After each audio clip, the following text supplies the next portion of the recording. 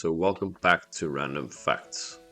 This, of course, is my second live showing to some extent, and we'll be focusing on what time management strategies and habits you can incorporate to basically win back time in your life. It's difficult because time is a very, very precious aspect of everyone's life. You can't just tie a monetary value to it. You can't decide that you want to buy some more time. I mean, your heart has only so many ticks. So time is valuable and it'll be good to utilize it as best you can. So the biggest reason I got to this subject of time management, because every time that you hear time management and you're not an individual that you do strive towards it, you feel uncomfortable with the whole situation. But I think it's a fantastic habit to adopt, because everyone thinks that when you do manage time well, that you need to spend the rest of your time only working. And that's not the case. So I think it's important that we utilize our time, as precious as it might be, to the best benefit of our own being. And I know how to explain it better. Every person understands what their time is, what the value of their time is, and what their value is with their family, their friends, work environment, and all those aspects of it. So I'll touch base on how I actually got to this subject, because it's a bit of a reflection that I had on myself. So as I was running to how to be more productive, I came across time management. And this is a while back, where I decided that I had to introduce better time management strategies into my own life. And that's where I got to the point where I looked at what habits can you incorporate into your life to sustain or save more time over a certain period. And doing the research, this is a while back, what really made me motivated and got me to the point where I knew that it's something that I had to implement into my own life. And yes, I'm only a banana, but I do have little bananas, right? And other bananas to spend time with. And time is precious. Time is valuable. So running across all the research and everything else that I did, I came to the stunning shock, I would say, that it's actually ridiculous if you start breaking down what you spend your time on over the course of your whole life. This gave me the motivation and the focus that if I wanted to be really proficient in time management, I need to adopt some habits. And that's what we're going to go through tonight. So looking at different levels of what you spend your time on. And again, this is just based off analytics. It's based on an average of living until you're 75 years old. I decided to just sum it up and not go into the details and bore everyone with it. But if you look at it, this is obviously being a superman at time management. Right on the right side of the screen, you'll see that there's basically a pie chart showcasing what and every portion of it means in your life. If you are 18 years old and watching this, that means when you're a child, you spend almost 23% of your life being a child. And in general cases, that's an awesome position to be in. Great time spent, etc. Then you spend another 8% of your life in studying. Your time spent there is roughly about 8% of your life. Then after studying, you get into the whole position of working. Working, even though it might feel that you're spending 80% of your life on it, working accounts for about 23% of your life. And then if you go and look at one of the big kickers, it's sleeping. Sleeping accounts for 33% of your life over a course span of 80 years. Don't want to discount sleeping, because again, further in the series, you'll understand that I'll cover a topic where sleeping is also actually very important for you which might not be an issue, because after this video, hopefully you can benefit from saving your time enough so that you can maybe add an hour or two extra sleep, or at least get it to the healthy level. If you look at all the percentages that I basically just mentioned, what is shocking about it is what the rest of the 8% is. If you leave the 8.5% that's left, that leaves everything else that I didn't mention. Everything you probably thought of as I went through the fact that you're working 22%, 33% of sleeping, you're a child for 22%, you're studying for 8%, and you're eating. So the other 8.5% accounts for, first of all, your traveling from and to work in general cases, if it's driving a car, driving a train, or wherever you are in the world. It accounts for the leisure activities, for you going on holiday, maybe going out to a restaurant to eat or enjoy a drink or two with the buddies in the pub, getting home and chilling on the couch, watching Netflix. So that accounts for 8.5%. This really motivated me to isolate and understand where can you be more productive, what habits can you adopt to create more time for yourself, to spend it however you want to. A lot of people have this idea that if I'm more productive at work, I'm going to have to work more. Or if I'm more productive at chores, I'm just going to have to do more chores. But that's a fantastic portion of this, and just managing time, is that you save so much time that you can utilize that time to such a degree that you want to. You can lie on the couch for another hour if you feel that's what you want to do. So that's a positive side of it. And I think a lot of people goes into the mentality of, why do I want to save more time? Because it's just going to force me to do more work or do more chores or etc. Which is not the case. The more efficient you're at work, you can be awesome at work, and you can be awesome at just enjoying your life. And that is what the goal is. So feel free, again, to leave comments of what you think your time is spent on. Yeah, and what else you would like to know about this whole thing.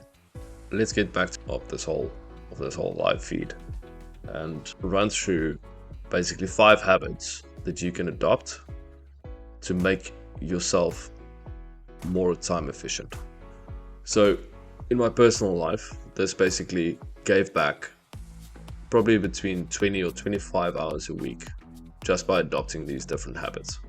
It's not something that happens all at once, but as you work through the whole process, it's something that you really get proficient at, and it almost becomes an addiction, because the fact that you get to the point of utilizing your own time to the degree that you want to just gives you that push, and getting that satisfaction of yourself being in control just again pushes that motivation. It just creates that whole dopamine effect that you just want to continue doing it. If I have to go into this, I want to dive into basically 5 powerful habits that will help you manage your time more effectively. This will be applicable to you if you're looking to basically boost your own personal productivity at work, or create more time for relaxation. And these strategies will basically give you more hours back in the day. As I previously mentioned, these strategies, as soon as I started implementing them over a course of 2 or 3 months, adopting one at a time, we're going into this a little bit more later in the discussion, it gave me almost 20 more hours a week just to do what I feel like I want to do. And your whole objective of understanding what you want to do when you do get to that point changes during the course of going through these habits and adopting them. Let's jump into habit number 1. When everyone hears a to-do list, you want to automatically shut down because it just sounds like work. But as crazy as I hear myself saying this, the to-do list is something that completely changed my whole approach to everything from my career to my personal life, because it's an active list, you can't miss it, and it's actually very satisfying to see how you're just crossing off all these activities one at a time, and also knowing that you're not going to forget something. Got home, forgot to buy milk. Guess what? That's going to stop happening to you. I mean, it's a small thing, but it might be worth it for you. So one thing that I can say is that if you do adopt this to-do list, habit number 1, I would say that's step 1. When you start with step 1, everything will slowly start integrating, either parallel or basically lateral next to each other. So going from that, and the motivation to doing that is that it just ultimately helps you to manage time better. And again, I would like to remind everyone that it doesn't mean that you need to work, that you need to be working more. It means you're working smarter, so you have more free time to spend with your friends, families, or just, again, chill on the couch with Netflix. In my opinion, it's a win-win, right? Because you're owning your career, allowing you to excel in your career. And then you're basically acing it in your personal life, which reboots you to just continue excelling yourself in your career, your goals, and growth. In my experience, there's a lot of tools to do it. My personal preference is using Microsoft To Do, but again, there's a lot of apps and different apps out there that you can utilize, and a lot of them are the 3 apps that I would list, right? That works really well is a Todoist. There's a free version and there's a paid version, and then you've got Microsoft To Do, which I personally use, and then you've got Google Keep. These apps are excellent for creating portable task lists that sync across your devices as well. Habit 1, and I would personally state that habit 1 would be your most important one to integrate first in your life before you follow with the other 4 habits that I'm going to go over now, because that's just step 1. Say that the first time that I got introduced to a to-do list and the idea of having a to-do list, I thought, well, that's great, so that I can look at all the things that I'm not doing, no matter where I am. But ultimately, that changes the whole situation. So, running into habit number 2, and that is eliminate small time wasters. There's a long list that people can accept and understand of small time wasters. So, let me follow this and explain to you exactly what that would mean. To start by, I would like to invite you just to identify that if you don't think that there's small time wasters, just to go and look at your screen time and analytics that you get from your iPhone. I'm pretty confident that you'll be surprised. Scrolling for just 5 minutes a day adds up quickly. And as soon as you add up all these different times that you decide to break attention from work, break attention from something else, or you're on the train, sitting at a traffic light. Remember, it's important. Don't text and drive. It's dangerous. But as soon as, if you're traveling to work and you're on the train and you're just scrolling and scrolling and scrolling and scrolling, again, it's natural. Gives the brain, it's proven to give the brain a bit of a dopamine boost.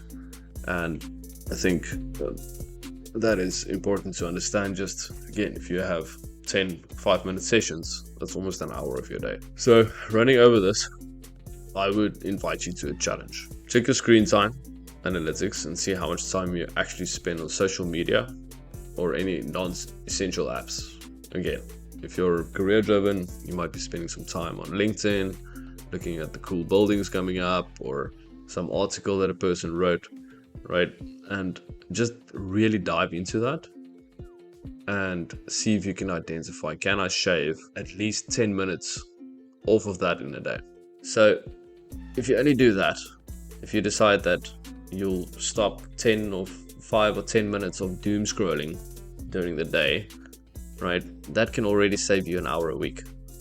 So an hour a week, again, it's a bit of a drop in the bucket, but if you truly think about it, right, that is probably 2 episodes of your favorite series, or that's 60% of a movie that you could have been chilled, lying on the couch, watching, relaxing, rebooting for whatever challenges comes next following that. So for me, a personal example is while waiting for my morning coffee, right, to basically heat up and boil, right, I go put on the kettle, fill the kettle with water, put on the kettle, go to the bathroom, wash my face, right, and by the time that I finish washing my face, and basically waking up.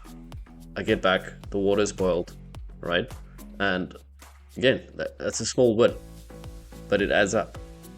If I didn't do that, if I woke up, walked slowly to the bathroom, put some cold water on my face just to force myself to wake up, right? Then walked over to basically the kettle, put it on the stove, waiting for it to boil, to make some tea or coffee.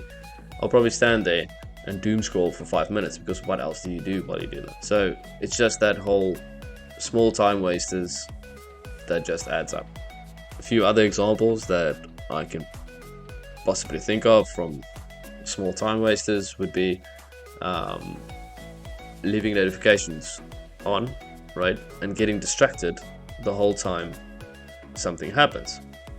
I'm not saying that you need to put the notification off for every time that I go live, but again, get your priorities. It's every time that you do receive a notification, right, it automatically pulls your focus away from what you're doing. And as soon as your focus is pulled away from the current task that you're busy with, it generally takes people between 10 and 15 minutes just to get their concentration back to what they've been doing and continue working or continue with the activity that they were at. I don't know if you've personally experienced it, but it's like you're sitting and you're reading a book and your notification on your phone goes on. But you continue reading for about another 2 minutes and you're like, I'm dying, I need to see what that notification was. You get to the notification, you look at the notification, then you realize that I just read a whole page, but I can't remember. So now you need to go back, read another 2 pages. And again, that's 5 minutes. 5 minutes a day, over a week, that's an hour. So the next example that I can give is waiting for a web page to load without multitasking. So usually what I do personally is, if I'm waiting for a web page to load, right, I'll continue scrolling through my emails or identifying my emails, anything that is more on an autopilot type of vibe. I'm not saying that you should be just rushing through important emails and everything else, but multitasking while you're waiting for it, right? I'm talking about emails. It's unnecessary to scroll through and rechecking emails. So if you're not focused and you're not sure that you're fully focused on the activity that you're doing, rather stop doing it. Maybe take a water break, go and drink a glass of water and go and sit down, because ultimately the time that you're wasting to just continue going back and rechecking emails is... And I mean, another simple thing that you can think about that is just in the morning. You're ready, you're woken up, finished your cup of coffee, did your reading, and now you're getting ready for work. But now you need to figure out, what am I wearing for work? So staring at your closet for 5 minutes, or mismatching this and that to try and understand, maybe that is what I want to wear today. Again, those are time wasters. It might be stuff that you can do on autopilot the night before you go to bed, right? Because you're already tired, you're already in sleepy mode. Just put the clothes out and put it down. So I would say that you need to ask yourself, right, is what small time wasters could you eliminate in a day? When you identify them, find a creative solution to avoid repeating them. For example, automate online bill payments or batch similar tasks together. Or if you really feel like, let's say you're scrolling through social media an hour or 2 hours a day, maybe inducing the fact that you want to reduce it by at least only 5 minutes a day. Again, take small bites, go one at a time. But a good example that you can do is maybe just move your app icon. Like if you had Facebook or Instagram or anything on your second home screen, maybe move it to your last screen, because as soon as you scroll through it, you're immediately gonna know and recognize, wait, hold on, what else can I do with this time to save some time? I tried tracking my screen time, but it took so long to scroll through the stats that I wasted even more times. So that's just a joke, of course, but that is the perfect premise of, you shouldn't spend more time to waste or try and save time, right? Which is also very, very important. That basically concludes eliminate small time wasters. So we've gone through, have a to-do list, get an app or get on your desktop, whatever works for you. Secondly, we're sitting with a habit number 2, which is a big one, is eliminating small time wasters. So now moving on to habit number 3. So habit number 3, this is habit stacking. So a good example of habit stacking is to basically incorporate activities. It's a big game changer for me, in my opinion, because this is where you get into the deep of really saving time. It involves combining a passive activity. A passive activity can be classified as walking, running, ironing, doing some dishes, and then you basically combine that with an active activity, like listening to a podcast, audiobook, a YouTube channel like this one, like a banana staring at you over a screen, which basically allows you to double up on your productivity. But it's very important though to understand that it's very difficult to combine a passive habit with an active habit, because you can't run and wash dishes well, you probably can if you run and wash dishes at the same time, but it's probably going to be awkward and going to result in an injury. But what you want to do is just something that is more mundane, where you're running but you're listening to your favorite book, or you're washing dishes and you're listening to a podcast that you always wanted to, or you can even balance that within work. If you feel like catching up on work tonight because you don't want to be stressed tomorrow, you can be washing dishes and listening to a seminar that you're supposed to report on the next day. So habit stacking is a very lucrative habit that you can really double up on time. So instead of watching a podcast for half an hour and then going jogging for half an hour, you're basically now jogging and listening to the podcast at the same time. You save half an hour for a week. It adds up. Another good example as well is like if you're going for a walk and you know that you have a few calls to make those calls while you're walking, right? Or while you're stretching or doing light exercises, while watching educational videos, and just combining that whole passive and active habit at the same time. So habit stacking basically injects productivity into otherwise mundane tasks. No one loves chores, but listening to a great podcast while folding laundry might make it a little bit more bearable.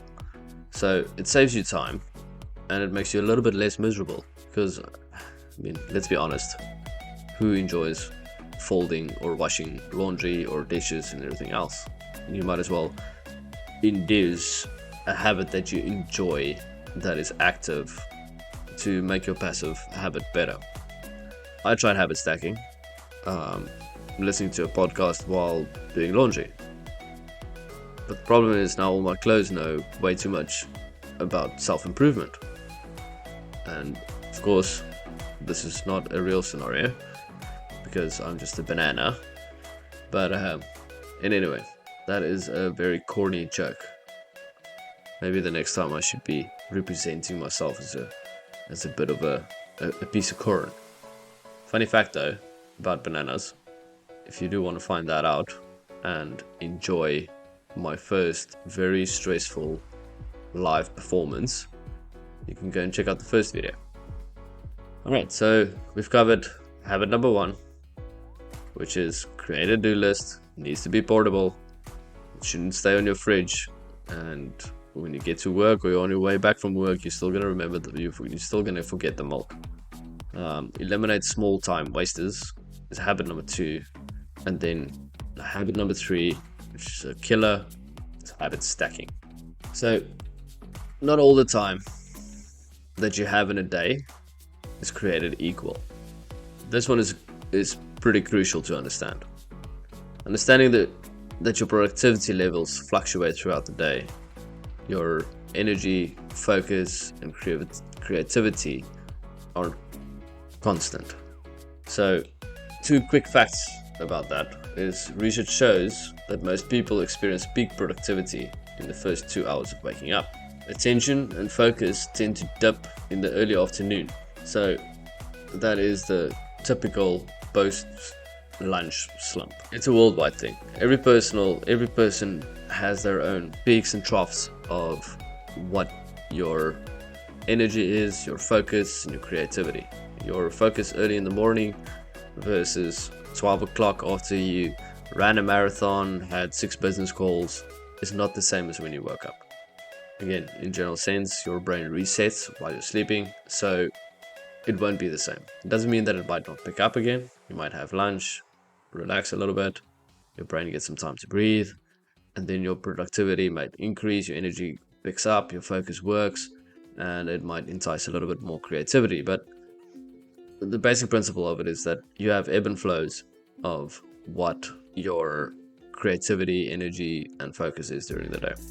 So my own personal example of when I went through all these habits and adopted them was to do all my mentally demanding and strong focused jobs, like crunching numbers early in the morning when my focus is the sharpest. So by mid-afternoon, my brain basically feels like a marshmallow. So as soon as I get to that point, I still want to be proactive, right? I still want to save time. I still want to hit my to-do list. I basically run through all my emails. I'm not saying that emails aren't important, but it's a bit of a very repetitive thing that you can do without, I want to say, really thinking hard. That takes me basically through to lunchtime. Then as soon as I have lunch, right, you're tired, brain feels like a marshmallow, and or again, soggy like a banana. But that basically, as you go through the whole lunch period, you eat, get your head away from work, you reset to some degree. You might have an important meeting that afternoon. So it's very important to understand that your capacity of your mental intelligence, your focus, your energy is not the same over the course of the day, right? It's not a flat line. A good example of like low brain power tasks when you feel like you've reached capacity is sorting and responding to emails. That's basically what I'm doing. You can even organize some files or documents that you have on your desktop or on your folders, and you know that you had to get this project out quickly and you were just rushing and saving everything everywhere, and it's important for you to be well documented and controlled. You can do that because it needs to happen, and while you know that you can't be excessively productive with tasks that demand a lot of attention, you can do those things. Folding laundry is a good example. Prepping meals, and that's a big one. I mean, if you go and prep your meals Sunday, it just saves you so much time during the course of the week. And prepping meals is something, again, that you can incorporate with habit number 3 that we spoke about. So that is a good example. And then tidying up your workspace, filing your paperwork, which I would suggest that if you're living in today's generation, there shouldn't be a lot of paperwork. But in any event, that can be a subject for a different time. It's important that when you match your tasks to your energy levels, that you maximize your efficiency without burning yourself out. You need to know where your peak is, all right? And basically listen to yourself and tie those goals to those specific tasks when you know it's the most demanding. I scheduled most important tasks for the afternoon, and it turns out my afternoon brain is more suited to napping than decision making. And that's obviously, again, just a corny joke, but it's got some truth to it. The fact that you get in the afternoon, that's why worldwide it's known that people talk about an afternoon nap. It's because you are tired. Your body is telling you that, listen here, I've been grafting today, I need a break, I need to chill. So listen to your brain, manage all your different tasks, know that your capacity is different during the course of the day, and it can only help you to save some time and schedule these important tasks during the day appropriately with the tasks that you're supposed to finish. Habit number 5, time blocking. No, I'm not talking about stopping the watch and just blocking time. It would be great if that was possible, but it's not. So this is a popular one.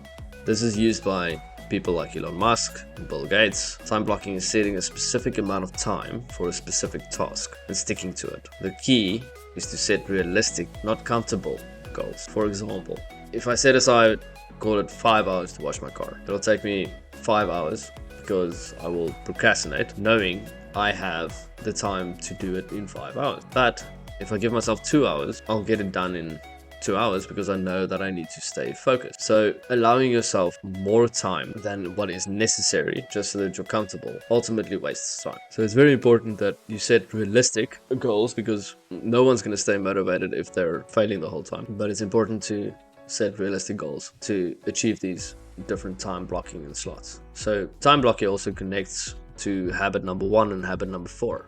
By knowing your productivity peaks, you can block time off for more demanding tasks during those hours. Again, a good example is if you need to really consume information or know that you need to study hard for a test, it's not wise to do it after you come back from work, went to the gym, finished a large dinner, and now know that, now I need to figure out how to get this information in my brain. It's better to start off the morning fresh, get that information in your brain, your focus is still strong, and also evaluate yourself of when are you the most effective with high demanding tasks. So what I would say though is, so it's important at the beginning or the end of the week that you take 20 minutes to time block your activities for the week ahead. So you'll notice that if you're time blocking your activities, that means that you need a to-do list to do that. And that's what I'm saying is you're going to go through these different steps. You're going to start integrating more and more time-saving habits and time management strategies as you go through it. But it's important to start that early in the week or do it at the end of the week so that better understanding of what is expected and is already finalized. It's not a thing that you still need to do. So as you get better at estimating the time that specific tasks will take you, you'll free up even more of your time for yourself. So as you go through, originally I'll use my car wash example again, but originally you might have booked yourself 4 hours to wash your car on the Sunday, right? And as you've washed your car over 2 or 3 weekends, you'll start understanding or recognizing that, it actually only takes me 2 hours. So revise your time blocking to continue achieving, striving and saving that additional time that you're making. So it's very important that you recognize the time that you save, because what you're doing with this 5 habits is that you're inducing more time in your life so that you can utilize that precious time to whatever extent you want to. If it's spending time with family, if it's going swimming, if it's taking a tour, jogging a little bit more, or going for walks. It's important to basically treat yourself for the work that you've done. If we need to recap quickly about the 5 habits, the first one, like we talked about, is have a portable to-do list. So keep tasks handy with apps like Todoist, Google Keeps, or Microsoft To-Do List. Those integrate again well with any software, any cloud base, so you can utilize it over a broad spectrum of your life. Number 2 is eliminate the small time wasters. This is a pretty important one. It had a big impact on me personally. Just knowing that just not scrolling for 5 minutes a week or a day for a whole week gives you a full hour. Habit stacking. Combine a passive activity with an active one for double productivity. Not all time is created equally. Align your tasks with your energy levels throughout the day. Time blocking is number 5. Allocate time blocks to tasks and stick to them. These 5 habits basically gave me a massive kickstart into my days and my weeks. It gave me the opportunity to manage my time more proficiently, to spend time with my other bananas. So it's important to look to incorporate it. So now it's time to start incorporating these habits into your life. And it's important to remember, you don't have to implement all of them at once. start with one or two of them and gradually build from there. So over time, you'll notice how much more productive and less stressed you feel as you go through and build on each of these habits one at a time. Basically what happens is all of these end up integrating into a whole system that just affords you more time during the day, during the nights, during weekends and holiday to be more proactive and have more time for you to utilize in any aspect of your life that you would like to. If you want to start a side hustle or do everything that you want to. Me personally, I incorporated it into my life. I am a very high driven individual, and again, like I said, it's very awkward for me to be on a live stream because it's outside of my personality, but it's something that I want to do. It's a challenge that I want to get over, right? I've got great knowledge, I've got great experience, and I would like to continue sharing it with the world. And that's how I got into incorporating these 5 habits into my life, allowing me the opportunity to take a step further and start broadcasting this to an audience. So with that, I want to say thanks for tuning in today. But then again, I don't think there's a lot of people tuned in, but I'm very confident that it would grow. I am planning on doing a full, call it 8 or 9 different steps pertaining to time management strategies, and I am committing to at least 2 weeks, two times a week, to do a live stream similar to this one, where I run through advice and experience and everything that I just have that I would like to share with people and have them involved and hopefully can learn from that.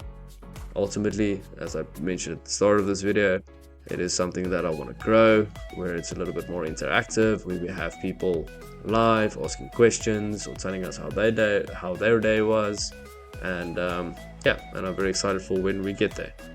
So let's win back our time and make room for what truly matters. If you have any questions, feel free to drop them in the comment section. I'll be more than happy to answer them. And if you do watch this post the live session, please still comment, and I look forward to hopefully or maybe see you in the next one. Keep it real, keep it cool. Peace.